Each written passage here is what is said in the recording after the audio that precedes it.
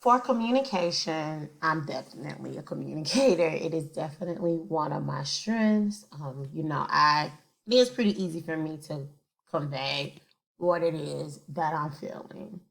I can spin, and I do think I'm persuasive because I think one of the reasons why I am a strong communicator is because I understand the emotions. I can identify emotions in myself and kind of the emotions of others and kind of help them navigate it and then say the words that need to be said to get some work done or get a little motivation happening. I like to encourage people. I really thought it was powerful that it said, even though I can be persuasive, make sure that not only is my persuasion effective, but that it's ethical. I can't think of a time I got somebody to do something that wasn't ethical, but I can see why they said it. And we talked about this in Dr. Davis, my conversation with Dr. Davis, how so many leaders, dictators, demagogues, and just terrible world leaders in our history have this one thing in common, and that's just being a good communicator, being able to get people passionate and not being ethical. So I just thought that was interesting. They kind of made a nod to my thoughts about that as well. Again, I'm not praising these people that have caused so much hurt and pain in the world's history. But what I am saying is there's this trait of being a good communicator and being able to get people enthused about what you need them to do or the topics that you need them to be enthusiastic about. When they say speak the same way about people to their faces as you do when they're not around, that's the story of my life. I'm a lot of things. Two-faced isn't one of them. One being because it just takes too much energy to be mad and then when you see them not address it. That doesn't make sense to me. And I have a coworker that does that. For example, she'll go, I don't understand why this teacher did. I don't understand why she did that. Why would she do that? But then when the teacher comes around or is in the office, she just goes, oh, okay, well, yeah, that works. Okay, that works. But you just went on and on about how you don't understand and how you're frustrated. Like, talk to them. It's been times where I've put meetings on people's calendars and I will open up the meeting with, well, we're here today because I feel there's some miscommunication occurring. I think that we need to this is the meeting to have a honest, transparent discussion. And if people don't say what I know they've been saying to me, don't talk to me about it. Talk to them about it. So I am 108% somebody who I like consistency. I like honesty. I don't like the different faces because we can really address. It's a waste of energy, and we can address what needs to be addressed, right? I think I'm very compassionate. If I could just pat myself on the back, I am good with words.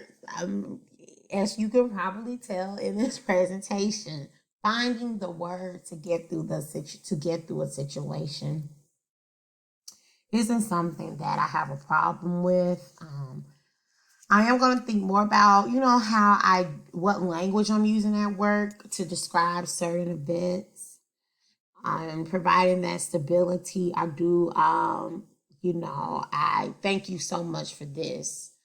And we'll kind of get into how I do it or what I think about how I do it in the synthesis and analysis part. But um, yeah, the communication, I'm definitely the person that does the wrap up. I will send emails out, and the first half of the email is this is what we discussed, and these are next steps. I always need a list of action items. If I feel that we're just kind of talking, I'll try to bring the group back and go, okay, so what is it that we need to do?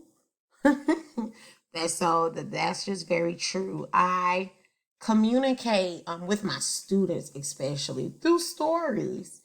I think adults, we do need that type of storytelling sometimes to make it personal. But I mean, children just cognitively go through this phenomenon of they are the only person going through whatever they're going through, and nobody understands them. And their experiences are just 100% unique. No adult in this world can know what they're going through. So that's why I do communicate when I go into my lessons and do the individual and small group. I tell them stories. Not to take up the space for their unique perspective and their unique experience going through a universal situation, but to get them to know, hey, I also had a time where I had a friend get a boyfriend and she just kind of disappeared. Is that what you're going through? Let's talk more about that. How is that making you feel? So just briefly, and then sometimes when you have to know what's appropriate, sharing a story. I don't like to storytell too much because it takes away from their experience, but the longer I've become a counselor, the better I've gotten knowing when it is appropriate to share. So I'm a very strong communicator, and I definitely use personal examples and I use stories to make my points quite often. So for my learner domain, my learner theme, I always want to be better. The thing I said earlier in the presentation, I do consider myself to be a lifelong learner. When I try to build trust with others through this category, I typically tell people we're in this together. I think with COVID, I know with COVID, I've said a couple of times, hey, this is new ground for everybody. Nobody knows what they're doing. Now, I don't know how many people are going to be honest about that, but not one person knows what they are doing. Everybody from the state superintendent to everybody else, the parents at home, we have to understand when there is a gap between these expectations of us, the resources we have, the prior knowledge that we have, and just a lot of people aren't honest with themselves and they're honest with other people. Custodial staffs, they have to clean schools differently. Bus drivers have to have more management or learn to advocate for getting help with the bus management to make sure the children keep the mask on. We won't talk about how different teaching looks. That's another presentation. As a counselor, my role is changing. District leaders, the school board, every single person is learning right now, but not every single person is honest about the gaps that they have. So for me, that is a way that I build trust. And I tell people that we do have mutual expectations. I try to be vulnerable and to tell people, hey, I'm learning too. So even though I'm learning, this is from what I know and from my experience and from what I'm seeing in this current situation, I do think that this is the best course of action. Are you willing to give it a try? Let's try this out together. We're all just kind of learning new best practices, especially right now. I haven't tried to get people to sign up. That's not quite the role that I have, but we'll talk about that in my, personal insight portion of the presentation. I always let my students, outcome is good, but the journey is so amazing. And when I speak to my students about progress, and I even show my teachers, I'm looking for progress. I'm not looking for perfection. I'm looking for a child that bought to start with an F and get it up to a C. The work that took. And that's not to discount my children who consistently get straight A's. That's all of it needs to be honored and celebrated. Same with the adults in the building. Someone that was tardy most days of the year last year, and now they're opening up the building in the morning. It needs to be recognized. So I do like to celebrate other people and let them know that I see you and try to get them to appreciate their own journey, you know, creating the hope. I really like what they said about giving people opportunities. And we'll talk about that a bit more in the next part of the presentation. I can't say that that's something that I currently do, but I know for myself, I try to do it. I definitely enjoy my growth process. Personal growth is hard and it's really messy. And it's just really difficult, to hold the mirror up and to pat yourself on the back and then to also hold your hand out so it can get tapped. What did I bring to this negative situation? A lot of people don't do that. So I try to look for ways to measure my own progress. I guess we'll talk about how and if I do that with others and how I could do that more with others. So that's my learner.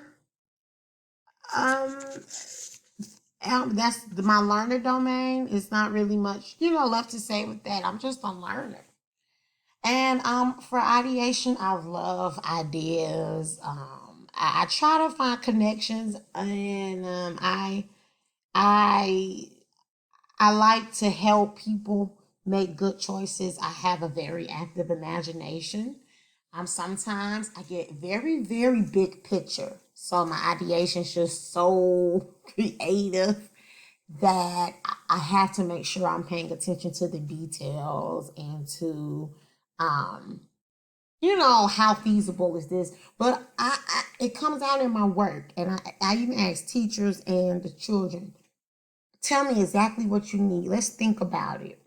Don't worry about if it's realistic or not. Don't limit what you're about to say. Don't say, well, the district doesn't have money for this. I want to start with your wildest dreams, your biggest ask, right? And then we'll work our way down to what is feasible in this building and what we can do. But I always ask people that, what's your wildest dream? Or what is the one thing you need to have a great school year? No limit with money, no limit with personnel. So that is one way I do try to build trust with people. I try to make things clear. I have to have people that are practical. And sometimes we might bump heads, but it is really good for me because it does help bring my ideas back to planet Earth. Because sometimes they just get really big and they get really far out. And like I said, it can get frustrating, but I think having someone like that can, like I said earlier, poke those holes into what I say, can be very beneficial for me. I definitely think I'm out the box. I don't like when people tell me no because that's not how it's been done before. That is a very quick way for me to get frustrated, and I'm working on that. I'm always looking to improve. So don't tell me no, especially if it's harmful. Now, I'm also a believer if it's not broken, don't fix it. But I'm just talking about something that's just so obviously broken and harmful, and we don't have any new ideas because we're just too scared to confront. I don't know. I am not a fan of that. I'm always trying to look things from a different angle. Status quo is not something that I like to uphold. I am very much a risk taker, but I like to approach things with a plan. That's that deep thinking, that intellection. So I try to create that hope. I want everyone. I like to brainstorm. I don't think we brainstorm enough. I think so many people just been, beat down and browbeaten that we don't brainstorm anymore. We don't think about our biggest dreams. So these are my top themes and domains for Strength Finder. I agree with a lot of it, and it helped me kind of verbalize what I've been feeling. It was good to see some of these things on paper and to see myself in some of these descriptions. So now we are going to review and just summarize the 360-degree leadership assessment.